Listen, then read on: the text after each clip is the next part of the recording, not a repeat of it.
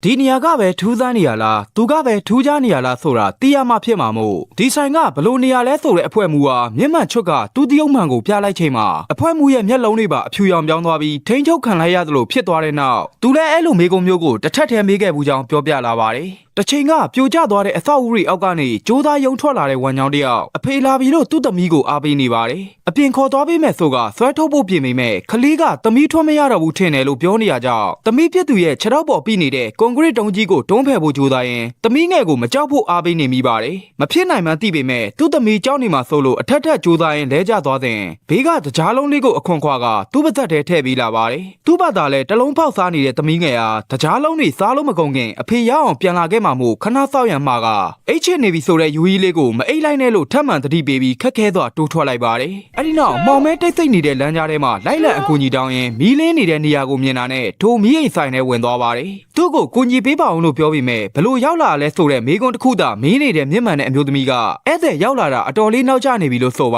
တယ်အပြင်မှာသူ့သမီးလေးပိတ်မိနေလို့ကူညီပေးပါဆိုတော့ရှင်းကိစ္စမဟုတ်ဘူးဆိုကပြန်လွတ်နေတဲ့အတွက်သူ့သမီးအန်ရဖြစ်နေတာသူနဲ့ဆိုင်တဲ့ကိစ္စမို့ကူညီပေးရန်တောင်းဆိုတဲ့အခါဒီနေရာကိုကိုယ်တိုင်ရှောက်လာမှရမယ်လို့တုံ့ပြန်ပါတယ်အမျိုးမျိုးတောင်းပန်နေတော့လဲသွေးအေးစွာညှင်းဆနေတဲ့အမျိုးသမီးကြောင့်ဒေါသထွက်လာပြီးဒီနေရာမှာရှိတာတွေအကုန်ရိုက်ခွဲပေးရမလားဆိုကမီးအိမ်တစ်လုံးကိုကန်ပစ်နေစဉ်ရက်လိုက်ဆန်းဆိုတဲ့အော်တန်နဲ့မျက်မှန်ချွတ်ခထူးဆန်းတဲ့မျက်လုံးတွေနဲ့ကြီးလိုက်တဲ့အမျိုးသမီးကြောင့်တဆိုင်လုံးကမီးတွေအကုန်မိတ်သွားပြီးဝမ်းချောင်းလဲလှုပ်မရဖြစ်နေပါတယ်မျက်လုံးအယောင်တွေပါပြောင်းလဲသွားတဲ့ဝမ်းချောင်းရဲ့လက်အတွင်းကမီးအိမ်ကိုယူကနေရာတခြားပြန်ထားလိုက်ပြီးနောက်မျက်မှန်ပြန်တက်ချိန်မှာမီးတွေလည်းပြန်လင်းလာပါတယ်ဒီနေရာမှာသူ့သမီးရဲ့မီးအိမ်လည်းရှိနေတဲ့ဆိုတဲ့စကားကြောင့်ဆိုင်ကိုတေချာလိုက်ကြည့်ရင်ဧကနာဒါဟာဘလို့နေရာမျိုးလဲလို့မေးတဲ့အခါဘလို့သိသွားတာလဲလို့ပြန်မေးပါတယ်ပြိုကျသွားတဲ့အိမ်တွေအတွက်ကယ်ဆယ်ရေးတွေရောက်လာချိန်မှာယူဟီးလေးကတကြားလုံးတွေသူ့အဖေကိုလည်းကြွေသူလည်းထုတ်စားကလှုပ်လည်းမလှုပ်နိုင်တော့တာမို့ကြောက်နေတဲ့အတွက်ဖတ်ထားပေးရန်ဘေးကငြိမ်သက်နေတဲ့သူမအဖေကိုတီးတိုးပြောဆိုနေပါတယ်သူတည်သွားခဲ့ပြီမှန်ရိမ့်မိသွားတဲ့ဝန်ကြောင်တယောက်တည်းအားငယ်စွာကြံနေခဲ့ရတော့မဲ့သမီးငယ်လေးအတွက်စောက်တီယာမရရှုံးပွဲချငိုပါတော့တယ်ခဏကြာမှသူဘာလို့ဒီလိုဖြစ်နေရတာလဲမေးတော့ဒါကလည်းလူတွေနေထိုင်တဲ့နေရာတစ်ခုပဲမို့လက်ရှိဖြစ်တည်မှုကိုလက်ခံလိုက်ဖို့တိုက်တွန်းပါတယ်။သမီးပြစ်သူရဲ့အသက်မီးအိမ်ကိုပေးဖို့တောင်းဆိုပေမဲ့ကိုယ်တိုင်ကြိုးစားရှာဖွေမှရမယ်လို့သာညှင်းဆန်နေတဲ့အမျိုးသမီးဟာမလှုပ်ရှားနိုင်တော့တဲ့သမီးငယ်အတွက်သူဘာမဆိုလှုပ်ပြီးနိုင်တယ်ဆိုတဲ့အခါဘာပဲဖြစ်ဖြစ်ဘလောက်ချိန်ကြာလားဆိုတဲ့မေးခွန်းတွေဟာဟုတ်တယ်လို့သာထက်ခါဖြေပါတယ်။ဒါကြောင့်မှိန်လိုက်လင်းလိုက်ဖြစ်နေတဲ့မီးလုံးကိုကြည့်ရင်တပ်ပြင်းချကအလဲလဲလှုပ်ကြတာပေါ့လို့သဘောတူလိုက်တဲ့နောက်ဝန်ချောင်းဟာမီးအိမ်ဆိုင်ကိုနှစ်ပေါင်းများစွာစောင့်ကြက်နေရသူဖြစ်လာပါတယ်။ဒါပဲနေရာလဲလို့မင်းနေသူအဖွဲမူဟာလူတွေနေတဲ့နေရာတစ်ခုပဲလို့ဖြေတော့သူနားမလဲနိုင်တာတစ်ခုကကားမတော်စားမှုအပြီးဒီပတ်ဝန်းကျင်မှာပဲဖျက်တမ်းနေရတာမို့တေသွားပြီလားလို့မေးပါတယ်အခုတိတော့အသက်ရှင်နေသေးတယ်ဆိုတာကြောင့်နောက်ကလင်းအားနဲနေတဲ့မီးလုံးကိုလှည့်ကြည့်နေစဉ်ပုံပြတ်ပန်းပြတ်ဖြစ်နေတဲ့သူ့မျက်လုံးကိုပြန်စစ်စေရင်မီးလောင်မှုကြောင့်အသက်ရှူချက်ကတေဆုံးသွားတဲ့တရေမျိုးကိုမြင်ခဲ့မှုပေမဲ့သူကတေတော်မတေသေးပဲဘာကြောင့်ဒီလိုဖြစ်နေရတာလဲဆိုတော့တေသွားတဲ့လူတွေရှောက်သွားနေတဲ့အဲ့ကဘာမှာတရေလို့ထင်မြင်ကြသလိုအသက်ရှင်လျက်ရှောက်သွားနေသူတွေကိုလည်းဒီနေရာမှာတရေလို့ထင်မြင်တတ်တယ်လို့ရှင်းပြပါတယ်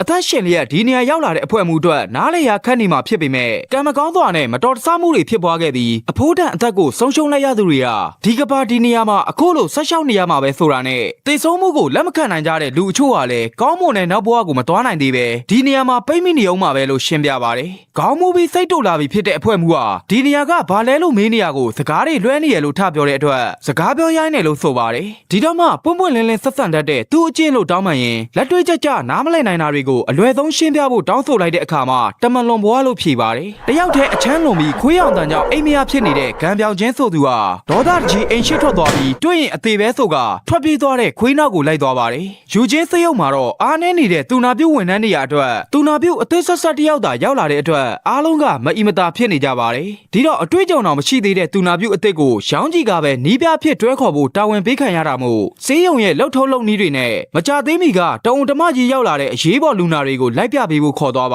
တယ်အညိုးကြီးစွာခွေးနောက်ပြေးလိုက်နေတဲ့ဂံပြောင်ချင်းဟာစေးရုံကိုပထမဆုံးကိုမဝင်လူနာအဖြစ်ရောက်လာသူဖြစ်ပြီးရေမတော်တဆမှုကြောင့်မဟုတ်ပဲတောင်ပေါ်မှာလမ်းပြောက်ပြီးချော်ကြခဲ့ရမှာစိုးရင်ရတဲ့ခန္ဓာကိုယ်အေးတက်လွန်ခဲ့မှုဖြစ်ခဲ့ပါတယ်မိုးတဲနေတဲ့တောင်ပေါ်မှာပြောင်းနေတဲ့လူကိုရှာတွေ့တဲ့အခါကယ်တယ်ရမယ့်လူတွေ့ရင်အနာကမခွာဖို့တင်ပေးထားတဲ့မတ်ဆိုတဲ့ကယ်တယ်ရေးခွေးလေးရဲ့အနှွေးတက်ပေးမှုကြောင့်မသေးုံတမဲအသက်ရှင်ခဲ့တာဖြစ်ကြောင်းရှင်းပြပါတယ်တမလွန်ဘွားမှာခွေးနောက်ပြေးလိုက်နေတဲ့ နေတဲ့ကံပြောင်ချင်းဟာခန္ဓာကိုယ်မှာတက်တာတစ်ချောင်းစိုက်နေတဲ့ mask ကိုကြည့်ရင်လက်တွဲဘွားမှာသူ့ကိုကယ်ခဲ့ပေးတာလို့အမှတ်ရသွားပါတယ်တတိလက်နေတဲ့ကံပြောင်ချင်းကိုဆေးရုံခေါ်လာနိုင်ခဲ့ပြီမဲ့အကူကြီးရောက်မလာမချင်းကယ်ရမယ့်လူဘေးကနေမခွာခဲ့တဲ့ကယ်ဆယ်ရေးခွေးလေးကတော့အသက်ဆုံးပါသွားခဲ့ပါတယ် mask ကိုပြန်မမိလာလို့ငိုနေတဲ့ပြောင်ချင်းဟာသူ့ကိုစောင့်ခေါ်နေရန်ရှိတဲ့ mask နောက်အပြေးလိုက်သွားပါတယ်ဇနီးဖြစ်သူရဲ့ဇာပနာကျင်းပနေတဲ့ဟွန်းကျူရဲ့ဖခင်ဟာအထူးကြမ်းမှတ်ဆောင်ကိုဖုန်းခေါ်ပြီးဒီနေ့ရောအခြေအနေဘယ်လိုရှိပြီလဲမေးတော့နိုးမလာသေးဘူးလို့ဆိုပါတယ်ပြင်ပတန်ရာထိခိုက်မှုမရှိဘဲအရေးပေါ်ရောက်နေတဲ့လူနာအကြောင်းမေးနေသူတူနာပြုအသက်ဟာမြို့တွင်ဘတ်ကားမောက်တုံးကအထိတ်တလန့်ဖြစ်ပြီးကိုမာဝင်သွားသူလို့ရှင်းပြပါတယ်ဦးကောင်းကွန်အတွင်းမှာသွေးရုပ်စိတ်မှုဖြစ်ခဲ့တဲ့ဆိုတဲ့လူနာကတော့ဂျူဝန်းကျူပဲဖြစ်ပြီးပြင်ပတန်ရာမရှိခဲ့တာကအတူရှိနေခဲ့တဲ့မိခင်ရဲ့အစွမ်းကုန်ကာကွယ်ပေးမှုကြောင့်လို့ဆိုပါတယ်ပြင်ပတန်ရာမရခဲ့ပေမဲ့ထိတ်လန့်မှုကိုချင်းမဆိုင်နိုင်ခဲ့တဲ့ငယ်ရွယ်သူတယောက်မှုအခုလိုခံစားနေရတာဖြစ်ပြီးကာကွယ်ပေးခဲ့တဲ့မိခင်ကတော့ဆုံးပါသွားခဲ့ပါတယ်မကြခင်ပြန်နိုးလာရင်ဝမ်းထဲစရာကောင်းတဲ့အိမ်မက်တွေနဲ့ဖျက်တမ်းရတော့မှာမို့အခုချိန်အိမ်မက်ကောင်းလေးမှတ်နေဖို့ဆုတောင်းပေးနေပါတယ်အခန်းထဲမှာရှိုက်ကြီးတငင်ငိုနေတဲ့ဟွန်းကျူကိုအခန်းထဲကခောက်နေတဲ့မိခင်ဖြစ်သူရဲ့ခန္ဓာကိုယ်ဟာမနှက်ဖြတ်မီးသိမ့်ကြိုတော့မှာမို့ဒီအတွက်အချိန်များစွာမကြံတော့တဲ့မိခင်ဟာဟွန်းကျူရဲ့ဆွဲကြိုးလေးကိုယူပြီးအိမ်ကထွက်သွားပါတယ်ရောင်းကြီးဟာမိန်းကလေးနှစ်ယောက်ပူးလျက်သားအရေးပေါ်ရောက်လာပြီးရည်ရွယ်ချက်ရှိတင်းကျပ်စွာတိုင်းပတ်ထားတဲ့လက်တွေကိုခက်ခဲစွာဖြိချကအန်ရကင်းနဲ့ခွဲစိတ်မှုလုပ်ပေးနိုင်ခဲ့ပေမဲ့စောနဲ့ဆိုတဲ့မိန်းကလေးကအခုထိအသိပြန်ဝင်မလာသေးပဲအတူပါလာတဲ့တယောက်ကိုတော့မကယ်နိုင်ခဲ့ကြောင်းပြောပြပါတယ်ထိုတိတ်ဆုံးသူဘတ်ဟီဝမ်အတွက်လည်းနိုင်ငံခြားကမိသားစုဝင်တွေနဲ့အဆက်အသွယ်ရပြီမို့မနှက်ဖြတ်မှာဇာပနာကျင်းပပြီးတော့မှဖြစ်ပါတယ်ဒါကြောင့်အဲ့ရတဲ့ပဲခွေနေသူစောနယ်ကိုသူမအတွက်အချိန်မရှိတော့တာမို့အိမ်ကအယမ်းမောင်နေရကြောင်းမိသီးသွားဝယ်ရန်တစ်ဖက်လှည့်နဲ့ဖြောင်းပြနေပါတယ်တကားလော့ကိုကြောက်လန့်တကြားတူနဲ့ရိုက်ဖြတ်မိခဲ့လို့အပြင်ထွက်မရဘူးထင်နေသူစောနယ်ဟာတကားကငကိုကလေးကပွင့်နေပြီးသားလို့အသိပေးကနောက်မှထွက်သွားမယ်ဆိုရင်လည်းလမ်းကြားအဆုံးမှာမီးအိမ်ဆိုင်ရှိကြောင်းနဲ့အဲ့ဆိုင်မှာမီးအိမ်သွားရှာဖို့တေချာမနေရကြောင်းမျက်ရည်တွေနဲ့ဂတိပေးလိုက်ပါတယ်လိပ်ပြလွှင့်နေစဉ်ကလေးကရေခဲတိုက်ကိုဇက်တိုက်လိုက်ရှာနေတဲ့လူနာဟာယူကျင်းစေးရုံကိုဦးသွားရောက်လာသူဖြစ်ပြီးအချိန်ကြာမြင့်စွာလဲလျောင်းနေရတဲ့လူနာအတွက်အိယာပူနာမျိုးမဖြစ်အောင်ခန္ဓာကိုယ်ကိုမကြာခဏပြောင်းပေးဖို့အတွက်လူနာကိုတစ်ဖက်လှည့်ပြီးရင်နှကြက်ပြုတ်သွားပါတယ်ကိုမဝင်နေတဲ့လူနာတယောက်အတွက်နှကြက်တက်ပေးထားတဲ့ကိစ္စကိုနားမလဲသူတူနာပြုတ်အသက်အားအမောင်ထဲမှာလမ်းပြောင်းမနေပဲအလင်းရောင်ကိုရှာတွေ့စေဖို့အားပေးထားတာဆိုတဲ့အခါကြားရပါမလားလို့မေးပါတယ်သူမတိကျစွာခံမှန်းလို့မရနိုင်ဘူးဆိုပေမဲ့လိပ်ပြလွှင့်နေတဲ့လူနာဟာထိုတချင်းတန်ကိုအသေးချာကြားနေရပါတယ်နောက်တစ်ယောက်ကစောနယ်အိမ်ရှိမှခြေထောက်တစ်ဖက်ကျိုးနေရကြောင်းဘဲမှဆက်မသွားနိုင်တဲ့ဂျီယူဖြစ်ပြီးဘတ်စကတ်ဘောဆော့ရတာဝါသနာပါပုံရတဲ့ဂျီယူအတွက်ဘောလုံးကိုသူမယူလာပေးခဲ့တယ်လို့ရှင်းပြပါတယ်ခဏကြာဘေးဆောင်ကလူနာတယောက်ကိုမြေအောက်ထပ်ရွှေ့ရမယ်ဆိုတဲ့ခေါင်းဆောင်ကြောင့်အားလုံးလိုက်ဆင်းသွားကြပြီးထိုလူနာဟာကျက်မတ်ဆောင်ကလူနာတွေနဲ့အတူတစ်ချိန်တည်းရောက်လာသူဆိုတာနဲ့ကိုမဝင်နာရက်တန့်သွားပြီလို့ရောင်းကြီးကအတိပေးကကွယ်လွန်သူကိုစိတ်မကောင်းစွာနှုတ်ဆက်ကြပါတယ်လူသစ်လေးအတွက်ပထမဆုံးလက်လွတ်လိုက်ရတဲ့လူနာမို့စိတ်မကောင်းဖြစ်နေစဉ်ရောင်းကြီးကပဲနေသားကျသွားဖို့လုံနိုင်တာကိုဆက်လုပ်ရန်တိုက်တွန်းပါတယ်ဒီကျက်မတ်ဆောင်ဟာနေသားကျဖို့အခက်ခဲဆုံးနေရာမို့လူနာတွေကိုလိုက်ကြည့်ရင်သူတို့အားလုံးလိုကိုမဝင်တက်ကြတာလားမေးနေရကြောင်းအဲ့လိုတော့မဟုတ်ပဲရင်မတော်တဆမှုကအတော်လေးထိတ်လန့်စရာဖြစ်သွားခဲ့တာမို့အချို့ဒီကိုယ်တော်ရောက်မလာနိုင်ကြတဲ့လူတွေအစားရှိနေတဲ့လူနာတွေအတွက်ဒီနယ်နိမိတ်အတွင်းအကောင်းဆုံးစောင့်ကြပ်ပေးရမယ်လို့ဆိုပါတယ်တမလွန်မှာပိတ်မိနေကြသူတွေသာအကယ်၍ပြန်မလာနိုင်ကြရင်ဆိုတဲ့လူသိရဲ့စကားကိုတားလိုက်ပြီးပြန်တတိရလာတာမျိုးဒုမဟုတ်ကိုမာကြောင့်ဒီနေရာမှာဆက်ရှိနေတာမျိုးသာဖြစ်စေချင်တယ်လို့ခြေပါပါတယ်တိတ်ဆုံးသူတွေဖြစ်ကြတဲ့ EGR ဟွန်းကျူရဲ့မိခင်ဟေးဝမ်နဲ့ကားဆရာတို့ဟာနီးကပ်လာပြီးဖြစ်တဲ့သူတို့အချိန်အတွက်တကူကူကိုစူးစမ်းရှာဖွေနေကြပါတယ်ကားဆရာကြောင့်မဖြစ်တဲ့နာတွေဖြစ်ခဲ့တဲ့ဆိုတဲ့လက်ထောက်ဟာတကယ်တမ်းကားပြင်မှုလိုအပ်ချက်လဲပါတယ်ဆိုပေမဲ့လမ်းအခြေအနေကြောင့်လဲကန်ဆိုးလုံးခဲ့တာလို့ရှင်းပြရင်ကွယ်လွန်သူအိုဆုံးဝမ်အတွက်ဇာပနာပြင်ဆင်ပါတော့မယ်လို့အသိပေးလိုက်ပါတယ်ကားဆရာဟာအမောင်ထဲမှာလိမ့်နေတဲ့ဘောလုံးနောက်လိုက်သွားရင်တနေရာမှာပိတ်မိနေတဲ့ဂျီယူရှိရထံရောက်လာပါတယ်အချိန်ကြာကြီးရှာခဲ့ရမှာနောက်ဆုံးတော့တွေ့ပြီလို့ပြောနေတဲ့ကားဆရာကိုဘယ်သူလဲလို့မေးနေရကြောင်းဒီနေရာမဟုတ်တဲ့စီသွားရင်ပြောပြမယ်လို့ဆိုပါတယ်သူတလျှောက်လုံးဒီလမ်းကြားကိုပဲအချိန်ချင်းဖြတ်တန်းနေရတာမို့အခြားနေရာဆိုတာမရှိကြောင်းပြောတော့သူနဲ့လိုက်ခဲ့ရင်ရပြီဆိုကခြေထောက်ကျိုးနေတဲ့ဂျီယူကိုကြောပေါ်တက်ဖို့ခေါ်ပါတယ်တမလွန်ဘွားကိုရောက်နေမှသိသွားတဲ့အဖွဲ့မှုဟာသူ့ကောင်းကသွေးတွေကိုပြန်ဆိုင်ရင်ဒီနေရာဟာအကြောင်းမလှတဲ့မတော်တဆမှုကြောင့်သေဆုံးခဲ့ရတဲ့လူတွေရှိတဲ့နေရာပဲမို့မသေးသေးတဲ့သူကဒီလိုပုံစံနဲ့တနေရာတွေကိုပြန်ရောက်နေတာရိပ်မိပေမဲ့စုံတော့ပြီးဒီအရာတွေကိုမယုံကြည်နိုင်ဖြစ်နေပါတယ်ဒီတော့ပြတ်ကျသွားတဲ့ကလေးအတွက်နာမည်ပေးဘူးတဲ့မဟုတ်လားလို့မေးရင်ဇနီးဖြစ်သူနဲ့အတူရွေးချယ်ခဲ့ဘူးတဲ့နာမည်တွေအားလုံးကိုရှုပ်ပြတာသူတို့ရွေးချယ်လိုက်တဲ့ဟဲဆာဆိုတဲ့အမည်ကြောင့်ထားငုံနေတဲ့အဖွဲ့မှုဟာအဲ့ဒါတွေကအမည်ပြောင်အနေနဲ့အသုံးများလေးရှိတာမို့ဒီနေရာမှာအဲ့ကလေးတွေတကယ်ရှိနေပြီးယုံနာမယုံနာတော့အဖွဲ့မှုရဲ့စာနာပေါ်မူတည်တဲ့အကြောင်းနဲ့ဆုံးရှုံးသွားတဲ့ကလေးဟာဒီလူတွေနေတဲ့လောကကြီးအတွင်းမှာကောင်းမွန်စွာနေထိုင်နေရလို့အားပေးလိုက်ပါတယ်ဂျီယူကိုကြောပိုးလာတဲ့ကားဆရာကသူလဲဒီလမ်းကိုဖျက်နေရပြီမဲ့တခါမှမမြင်မိပါလားမေးတော့ဒီလမ်းကြားထဲမှာဘလောက်ကြာကြီးရှော့ရှော့အဆုံးမတက်ပဲပြန်ရောက်လာပြီးစောနာသူထိုင်နေတဲ့နေရာရဲ့ပြတင်းပေါက်မှာအိမ်ထဲ ပိတ်မိနေလို့အကူကြီးတောင်းနေတဲ့အမားတယောက်ကိုမြင်ခဲ့ရတယ်ဆိုတာကြောင့်တခြားလက်ကြည့်ပြီးအမြန်ဆက်လျှောက်သွားပါတယ်အဖွဲမှုဟာသူဆိုင်ထဲရောက်လာကြတဲ့ကသူ့ကလေးနဲ့ပတ်သက်တဲ့ကိစ္စတွေအားလုံးကိုဘာလို့မပြောပြခဲ့တာလဲမေးတဲ့အခါအသက်ရှင်နေတဲ့ကမ္ဘာလောကကြီးထံပြန်သွားမဲ့လူတယောက်ဟာဒီနေရာဒီလောကအကြောင်းတတိထားမှတ်မိနေရင်ကမ္ဘာနှစ်ခုရောထွေးပြီးနေရာနဲ့အချိန်တွေကမောက်ကမဖြစ်ကုန်မဲ့အကြောင်းနဲ့ကမ္ဘာကိုပြန်သွားမဲ့လူတယောက်အတွက်ဒီလောကမှာတန်ရောစင်တွယ်နေလို့လည်းမရကြောင်းရှင်းပြပါတယ်ဒီဆိုင်ထဲရောက်နေရင်စူညံနေတဲ့စကူတာတန်ကပျောက်သွားတယ်ဆိုတဲ့အဖွဲမှုဟာဘာလို့အိမ်နောက်လိုက်နေရလဲမေးတော့အစကတရားခံလို့ထင်ထားပေမဲ့ထိုလူဟာဝန်ချောင်းလိုမျက်လုံးမျိုးကိုပိုင်ဆိုင်ထားသူဖြစ်ပြီးသူ့ကိုမီးအိမ်ဆိုင်ထံလမ်းညွှန်နေတဲ့ထိုလူကိုမဖြစ်မနေတွေ့ပြီးအတီးပြုတ်စရာရှိတယ်လို့ဆိုပါတယ်သွားပြီးအတီးပြုတ်လိုက်ပါဆိုတဲ့စကားကြောင့်ဘယ်ကိုသွားရမလဲလို့ပြန်မေးနေသူအဖွဲမှုဟာအရင်ကတည်းကအလင်းရောင်ကိုရှာတွေ့ပြီးသားမဟုတ်လားဆိုတဲ့အတွက်သူ့မိချစ်ကိုထုတ်ချစ်လိုက်တာနဲ့တပြိုင်နက်ပြင်ပလောကကခန္ဓာကိုယ်ဟာပြန်လည်လှုပ်ရှားလာပါတယ်မျက်လုံးကိုမီးနဲ့ထိုးပြီးဆရာဝန်သွားခေါ်ခိုင်းနေတဲ့ရောင်းကြီးရဲ့စကားတွေကိုကြားနေရပြီးသူ့အတွက်ဘာမှရှိမနေတော့တဲ့ပြင်ပကဘာကိုပြန်ရောက်လာချိန်မှာမျက်ရည်တွေကျလာပါတယ်အပြေးလွှားရှေ့ကဦးဆောင်နေတဲ့ကဲတဲ့အေးခွေးလေးမဆာသူ့နောက်လိုက်နေတဲ့ဂံပြောင်ချင်းကိုမီးအိမ်ဆိုင်ထိခေါ်လာပါတယ်အဲ့ဒီနောက်မတ်ကပဲဦးဆောင်ဝင်သွားပြီးဘလို့ရောက်လာတာလဲဆိုတဲ့ဝန်ချောင်းကိုစကားပြောခွင့်လုံးဝမပေးပဲ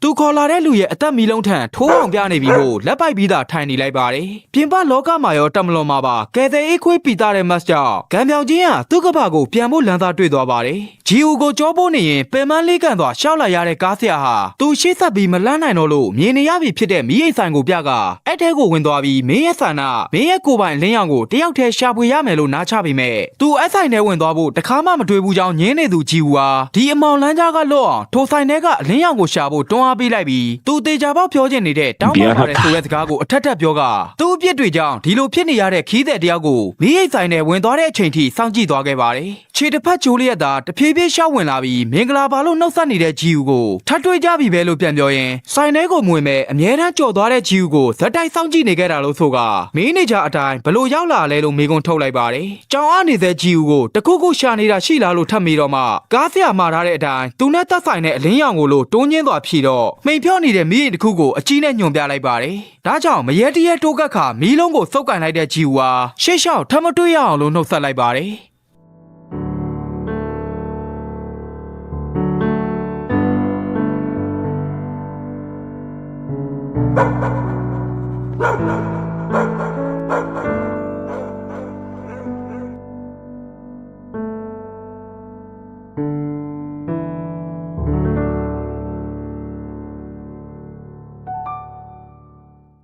်လွန်ခဲ့တဲ့9နှစ်ကဆိုးရွားတဲ့မတော်ဆမှုဖြစ်ခဲ့သူရောင်းကြီးတယောက်ခရစ်စမတ်ကာလကြီးမှာပြန်လည်တတိယလာပြီးတလလုံးလုံးအထူးချက်မှတ်ဆောင်မှာရှိနေခဲ့တဲ့ဆိုတဲ့သူနာပြုခေါင်းဆောင်အားသူမအထင်တော့အဲ့ထက်ပိုကြတယ်လို့ခံစားရကြောင်းဖြေပါတယ်။ဝမ်ချောင်းပြောဘူးသလိုတမလွန်ဘွားကမှတ်ညံတွေအတူပါလာတဲ့ရောင်းကြီးဟာနေရာနဲ့အချိန်တွေကိုရောထွေးစွာစဉ်းစားနေတဲ့အတွက်စိတ်မတည်ငြိမ်သေးလို့ထင်အောင်ထင်မှားဖြစ်နေကြောင်းနှစ်သိမ့်ပေးပါတယ်။အလင်းရောင်ကလှလုံးနဲ့ဆိုတဲ့ရောင်းကြီးကြောင့်တစ်ပင်ကိုကြီးညွှန်းတဲ့အထင်နဲ့ Merry Christmas ပါဆိုတဲ့ခေါင်းဆောင်ဟာအခြားအိမ်မက်တွေစက်မှတ်ချင်လို့သူမကြောင်းပြောင်းဖို့စဉ်းစားရတယ်လို့ဆိုရင် iPod ကိုပြန်ပေးတဲ့အခါပြန်နိုးလာတဲ့အထိမ်းအမှတ်အနေနဲ့လက်ဆောင်ယူထားလိုက်လို့ဆိုပါတယ်။လက်ရှိကာလမှာလူနာကလေးနံပါတ်1ရဲ့အရေးပေါ်အချက်ပြမှုကြောင့်အပြေးထားကြည့်တော့အသက်ရှူပိုက်ပြုံးနေပြန်လို့စိုးရိမ်နေပေမဲ့လူနာဟာကောင်းမွန်စွာသတိပြန်လဲလာပြီဖြစ်ပါတယ်။တရားပေါ်ကားမောင်းလာတဲ့လူတစ်ယောက်ဟာသူမြင်လိုက်ရတဲ့အရာကြောင့်ကားရက်ပြီးဆင်းကြည့်လိုက်ပေမဲ့ဘာကုန်မှမတွေ့ရလို့ပြန်ထွက်သွားပါတယ်။တတိယနိုင်မဲ့နေရာတွေထံဟျောင်မင်းကိုခေါ်လာပြီးဒဏ်ရာကိုတစ်ချက်ချင်းချုပ်ပေးနေတဲ့အီဂျီအောင်ကြောင့်သူဘယ်ရောက်နေတာလဲဆိုကပြန်ထလာပါတယ်။ရေခဲတိုင်းမှာဇာပနာရက်တတ်မှတ်ပြီးဖြစ်ပေမဲ့အခုထိအလောင်းကိုတန့်ရှင်းလုပ်ဖို့ဖွင့်မရသေးတဲ့အီဂျီအောင်ရဲ့အခန်းအားဝမ်စော့ဂျီက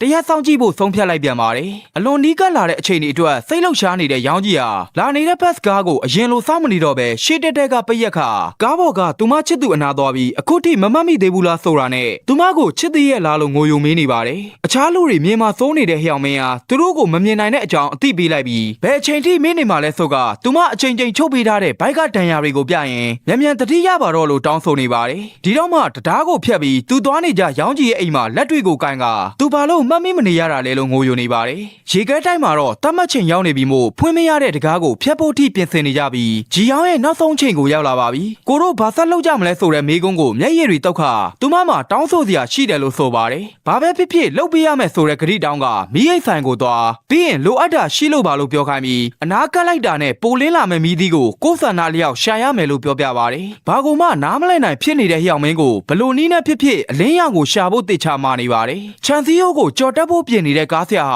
ပြတင်းမောက်ကထွက်ကြည့်လာတဲ့ဟေးဝမ်ကိုတောင်းပန်ပါတယ်လို့ပြောတော့ဦးလေးကြီးရောကျမပါတေသွားခဲ့ပြီပဲလို့ဆိုပါတယ်အထက်ထက်တောင်းပန်နေတဲ့ကားဆရာကအဲ့နေ့မှာ break ကထူးဆန်းနေတာသတိထားမိပေမဲ့ကိုငွေကိုစိုက်မပြင်မဲ့ဧည့်သည်တွေရှိနေတဲ့ဆိုတဲ့အကြောင်းပြချက်နဲ့ပေါ်စာမိခဲ့တဲ့သူ့ပြစ်တွေပါလို့ထပ်တောင်းပန်တော့ဦးလေးကြီးရဲ့အမှားပဲလို့ဆိုပါတယ်ဒါပေမဲ့လက်တွေ့ပြီးတောင်းပန်တာကိုကျေးဇူးတင်ကြောင်းနဲ့မတော်တဆမှုဆိုတာလူသားတွေရှောင်လွှဲမရတဲ့အရာဖြစ်လို့နှစ်ဦးနှစ်ဖက်ကန်ဆိုးခဲ့သမျှအားလုံးကိုအပြစ်တင်မနေဖို့နဲ့အခုဘဲကိုသွားမလဲလို့မေးတော့သူ့မှာအချိန်မရှိတော့တဲ့အတွက်အသက်ရှင်သူတွေကိုရှာပြီးမိအိတ်ဆိုင်ကိုပို့ပေးမယ်လို့ဆိုပါတယ်သူမလည်းအားလုံးကိုမေ့သွားနိုင်အောင်ပြန်ပို့ဖို့ကြိုးစားနေတဲ့ဆိုတဲ့ဟေးဝမ်ရဲ့စကားကိုစောနဲ့တယောက်နားထောင်နေပါတယ်အသက်ရှင်သူတွေကိုအဆုံးထိရှာရမယ့်ကားဆရာသူမနဲ့လမ်းတူလျှောက်ဘူးတဲ့ဟွန်းကျူရှိရာစုံမန်တိုက်ခန်းကိုသွားပေးဖို့တောင်းဆိုလိုက်တာကြောင့်ထွက်သွားပါတယ်ဟွန်းကျူရဲ့မိခင်ဟာချင်းနဲ့စွာလမ်းလျှောက်လာပြီးသူမကိုဒူးထောက်တောင်းပန်နေတဲ့ကားဆရာကသူခေါ်သွားပေးဖို့လိုက်ရှာနေကြောင်းပြောနေပေမဲ့ဗဇက်ထဲမှာဂွန်းသားတွေအပြည့်နဲ့ဇာပနာကျင်းပတော့မဲ့ဟွန်းကျူရဲ့အမေဟာကွယ်လွန်သူမှန်းသိသွားတာကြောင့်နောင်တတွေနဲ့တောင်းပန်နေပါတယ်နောက်ကိုလက်ညှိုးညွန့်ပြနေပေမဲ့စကားပြောဖို့အချိန်လည်းမရှိတော့တာမို့ထွက်သွားပါတယ်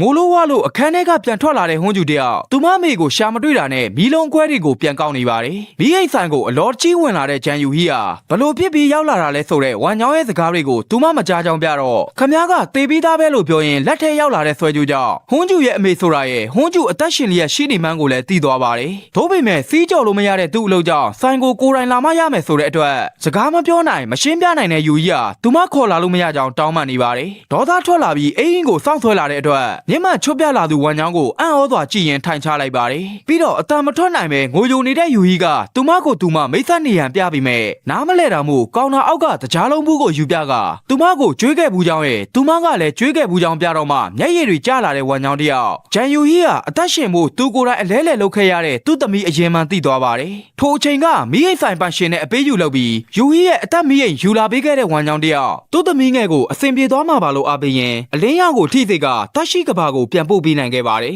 ဖန်ခွဲသားတွေကိုပြစ်ဖို့အောက်ဆင်းလာပြီးဓာတ်လီကားခေါ်လိုက်တဲ့ဟွန်းကျူကြောင့်အထဲမှာလိုက်စီးလာတဲ့အမျိုးသမီးကဘသူမှမရှိပဲပွင့်လာတဲ့ဓာတ်လီကားကိုကြောင်နေပါတယ်အောက်ရောက်တော့လဲနေတဲ့ကားဆရာကိုကြောက်ပြီးရှောင်သွားဖို့လုပ်နေတော့ဟွန်းကျူကိုလာရှာတာပါဆိုတဲ့အကြောင်းနဲ့လမ်းမှာစကားမပြောနိုင်တဲ့ဟွန်းကျူအမေနဲ့စုံခဲ့ကြောင်းပြောကငါတို့တွေ့ဘူးတာမမှန်ပြီဘူးလားလို့မေးပါတယ်ဘလို့အခြေအနေဘယ်နေရာရောက်နေလဲသိအောင်မှမဟုတ်တဲ့ဟွန်းကျူကိုရှင်းပြဖို့ကြိုးစားနေတော့ရေရီအန်လာတဲ့အတွက်ဂျားကဖြတ်သွားတဲ့အမျိုးသမီးကိုအကူအညီတောင်းတဲ့အခါငါတို့ကိုမမြင်နိုင်ဘူးလို့ရှင်းပြလိုက်ပါတယ်တတိထားကြည့်ရင်တိလာမှာပါဆိုတဲ့စကားကြောင့်ကျောင်းကရိုးကောခေါ်ချိန်မှာသူမနာမည်ကြံခဲ့တာတွေတငယ်ချင်းတွေကသူမပြောသမျှကိုအာယုံမဆိုင်ဘူးထင်နေပေမဲ့တကယ်တမ်းကမကြားရမမြင်ရတာတွေကြောင့်ဆိုတာတတိထားမိလာပြီးဘာဖြစ်ခဲ့တာလဲလို့မေးတော့တောင်းပန်ပါတယ်လို့သာဆိုပါတယ်အဲ့ဒီစကားပြောချင်လို့ရအောင်လာခဲ့ပေမဲ့ဟွန်းကျူကိုမိအိတ်ဆိုင်ခေါ်သွားဖို့တော့သူမတက်နိုင်တော့ဘူးလို့ဆိုရင်မိခင်ဖြစ်သူကဟွန်းကျူကိုပြန်ပို့နိုင်ဖို့အတွက်ဗျာများနေရကြောင်းအသိပေးပါတယ်အတွေးများစွာနဲ့ရှုပ်ထွေးစွာထိုင်နေသူဟွန်းကျူထံမီးလုံးလေးကင်ထားတဲ့သူမမိခင်ပြန်ရောက်လာပါတယ်လက်ထဲလာထည့်ပေးနေတဲ့မီးလုံးကိုညင်းနေပြီ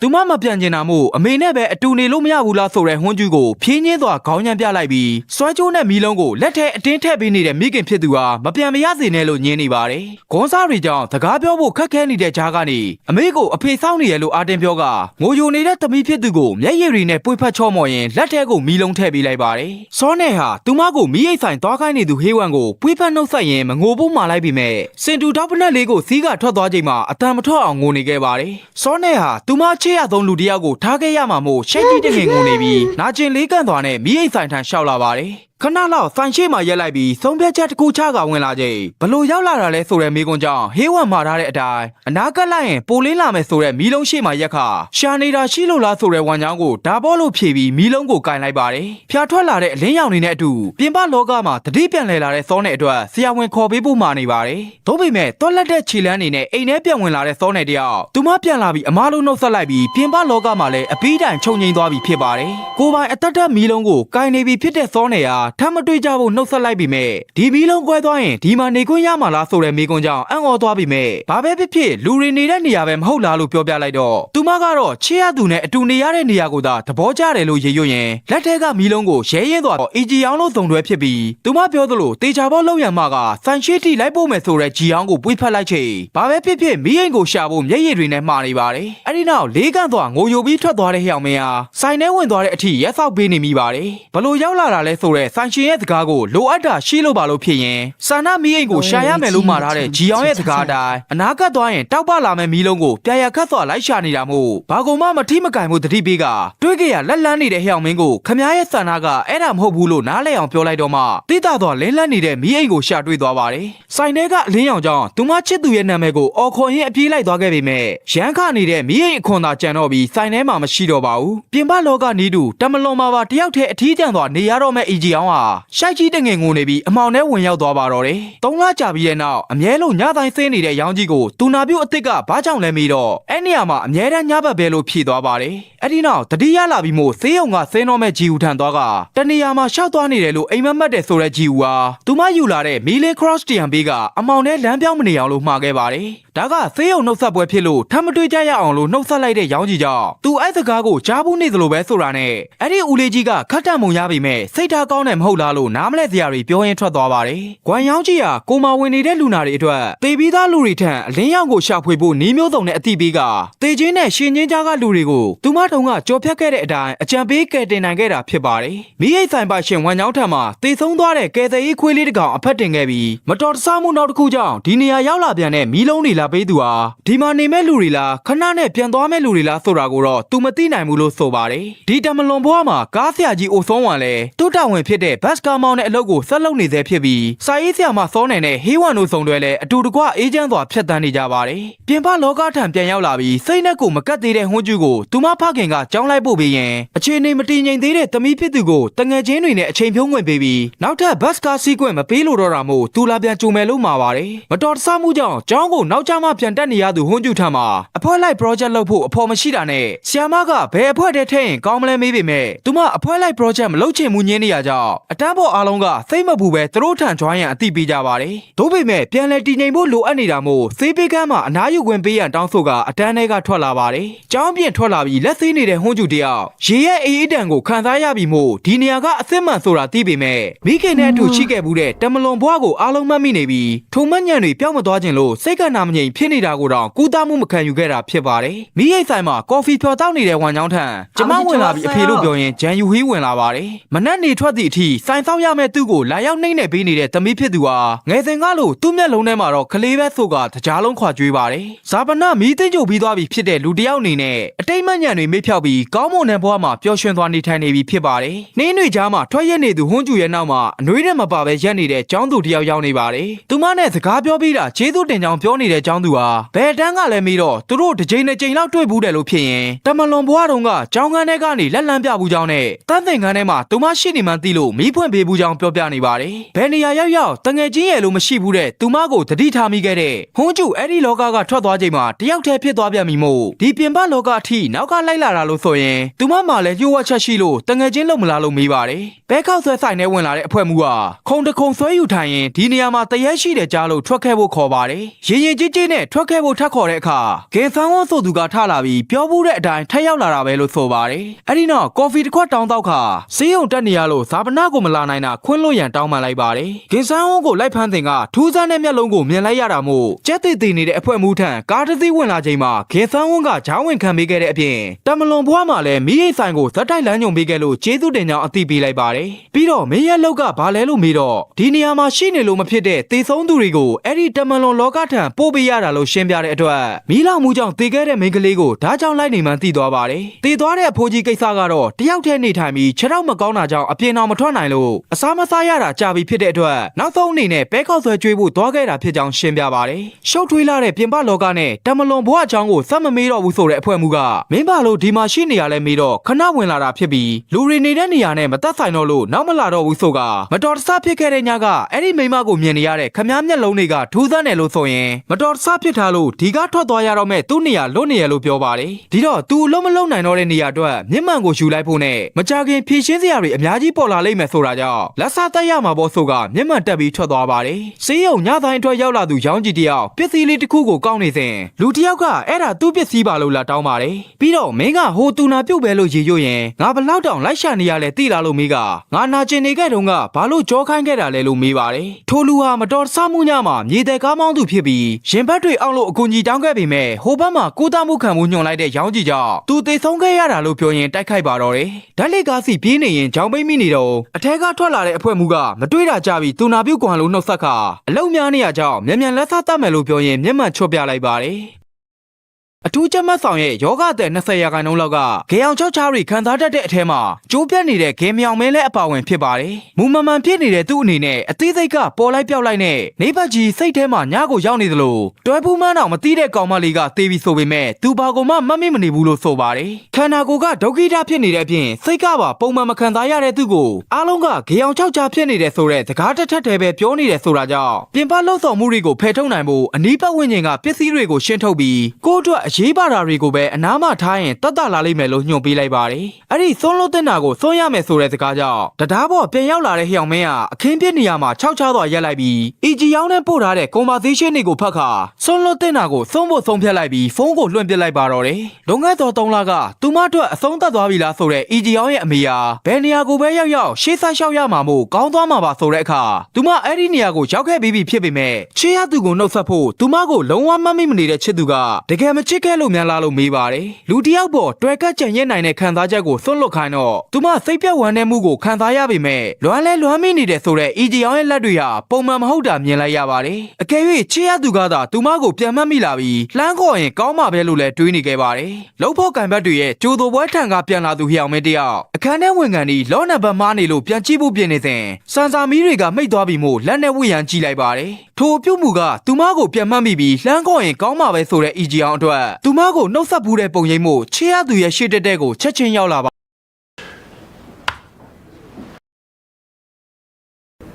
박상 안 다쳤어? 전 안 다치는데요.